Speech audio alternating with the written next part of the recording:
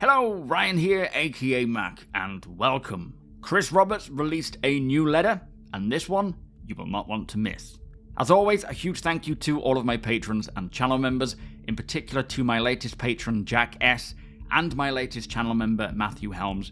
Thank you both so much for the support, it is truly appreciated.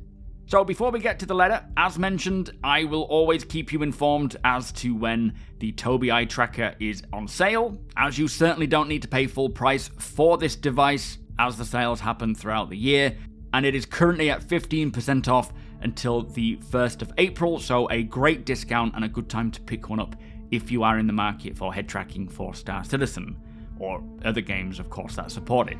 Also, if you do use the link provided below, it does directly support my channel financially, so a massive thank you if you do so. It is much appreciated and helps me do what I do. Now let's get to the letter. Chris released a new letter from the chairman, which he only generally does when there is a significant milestone reached, in which he speaks about what that milestone is and what is next for Star Citizen. Now, with all of the tests that are going on the tech preview channel, specifically surrounding server meshing and jump points, he wanted to speak about this progress while also highlighting a very exciting point in Star Citizen's development. And for a TLDR, their sights are now firmly set on Star Citizen version 1.0, which is essentially a commercial release version of Star Citizen, with a roadmap set to show what is required to reach that goal when it is eventually available. Now, he mentions that Alpha 3.18 and the release of persistent entity streaming was the hardest part of the work needed for server meshing, and it certainly was a struggle for many of us. But for server meshing, he says the teams are preparing to deliver server meshing and expanding the universe to multiple star systems, and as we are well aware, the tech preview channel was opened up to the Evocati to test the progress on server meshing and the replication layer, plus jump point travel between the systems, with each system streaming in and out seamlessly, and at the same time achieving 350 concurrent players in a single shard. Now, he says they are on the cusp of delivering one of the final pieces of tech that will enable Star Citizen to become what it is meant to be, a connected shared universe for thousands of people living together at the same time. Now, there was also a section from Benoit Beausejour, who is from the Turbulent studio, but he is now newly appointed CTO of Cloud Imperium games, so big congrats to him, it is certainly well deserved. But he says, we are gearing up to release the replication layer in Alpha 3.23, so this patch coming in the end of April, which is the foundation they build the mesh on, and for us the players, will help to alleviate the 30k disconnects that we have when the client and server no longer communicate, with us recovering to continue playing on. And as we have heard during these tests, this recovery process can take about 30 to 40 seconds on average. I think there are reports of it being up to 2 minutes, but they will likely continue to reduce that. Also, they are charging full steam ahead towards launching the first multi-server mesh in Alpha 4.0, in which multiple servers will work together to simulate parts of the universe. And this is currently slated for around summertime this year, being 4.0 with Pyro connected to Stanton.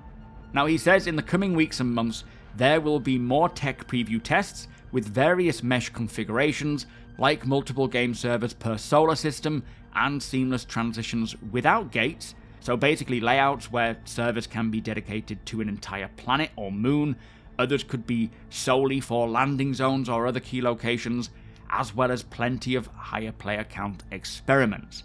So these next few months will be pretty insane for the backers.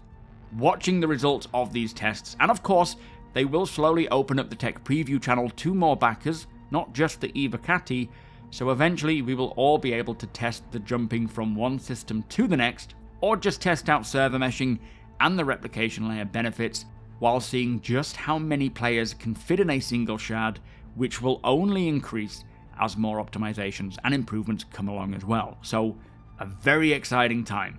Now, Chris goes on to say, in the year ahead, they will remain focused on releasing Pyro and Alpha 4.0, and this all points towards this year being the biggest and best for Star Citizen, but Alpha 4.0 is not the final destination. And he says, with that, I have more exciting news to share. Now, they will be able to bring features developed for Squadron 42 to the Persistent universe at an accelerated rate, as towards the end of last year, they have done a huge reorganisation of Star Citizen and Squadron teams to facilitate bringing several years' worth of feature work and polish to the persistent universe, and finally set their sails out for Star Citizen's own finish line. In fact, talking of Squadron 42, it does mention that it is no longer just feature complete, it is now content complete, and they are heads down driving towards the finish line, with more to share on this at CitizenCon this year in Manchester. But back to the persistent universe, as we know, Star Citizen has no definitive finish line. They will always be adding new features and content for many years to come, but Star Citizen version 1.0 is what they consider to be the features and content set to represent a commercial release. And he says that what this means is the game is welcoming to new players, it is stable and polished with enough gameplay and content to engage players continuously. So in other words, no longer alpha or early access. Now, he says that they have spent a lot of time looking at what Star Citizen 1.0 means and what it would take to get there, and we will start to see a much more rapid expansion of features and content coming from Squadron to the persistent universe, starting with, as we know, Alpha 3.23. Now next we hear from Rich Tyra, who is now a senior game designer for both the PU and Squadron, and he says with his new role, he will be helping to push Star Citizen to the next stage of its development, culminating in leaving early access and releasing the 1.0 version. I can't even believe that I'm saying this out loud, it's quite astonishing. Now this begins with identifying what features and content are required to create a fully realised space MMO, while laying the foundations for future updates. And he says to be 100% clear, this does not mean going back to the drawing board or totally changing the version of what Star Citizen currently is. And with that, himself and Chris Roberts have overseen the creation of a roadmap that takes Star Citizen all the way to this version 1.0 and outlines all of the features and content they need, plus what will come post-release. Now, it does also mention that once the roadmap becomes validated, they will share this with us, both its vision and executional plan, later this year. So I do wonder if this means we won't see a progress tracker update for a little while yet, or whether they will update the tracker a little bit, and then later on with a 1.0 plan when it's ready. We will have to see, but I am dying to see what is on this roadmap for what they consider a 1.0 release. That is now the holy grail for me. He also says that the team will be working on brand new features like base building and crafting to help round out the 1.0 experience, so great to hear that those features are set to be part of what they consider Star Citizen 1.0.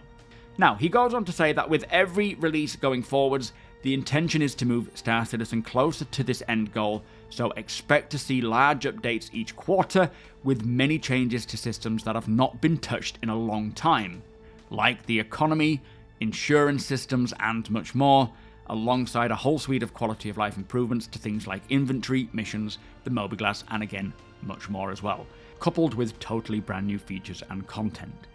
And to finish with, Chris speaks about the large reorganisation of staff and studios, and how he is now primarily based in Austin, Texas, while also spending a lot of time with Rich Tyra in Manchester, working to complete Squadron 42 and Star Citizen. Now, Chris says the journey has been longer and more difficult than he anticipated 11.5 years ago, but the final destination is so much more exciting and fulfilling. Ending the letter saying, "The future has never been so bright, and I couldn't be happier taking this journey with all of you." So quite a monumental time in Star Citizen's development, and this year and next, it is going to be pretty mind-blowing watching everything unfold from 3.23 onwards. Well, not even 3.23. Already, watching the server meshing tests is mind-blowing, as it has been a very long journey getting to that point alone.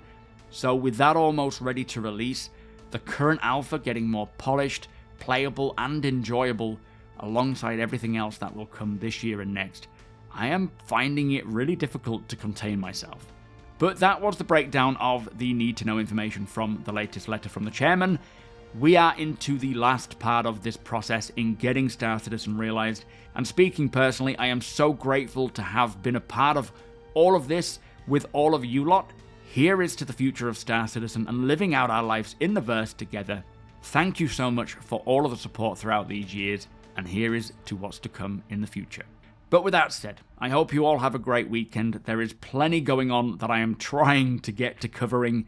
If you do enjoy my videos, please do consider subscribing and helping the channel to grow. Also, you are all more than welcome over at twitch.tv/SuperMacBrother. The link is in the description below. Hit the thumbs up if you don't mind, it does the channel a big favour, and tick that notification bell if you'd like to be notified when my videos go live. Again, a huge thank you to my patrons and channel members. Thank you for watching, and I'll see you in the next one.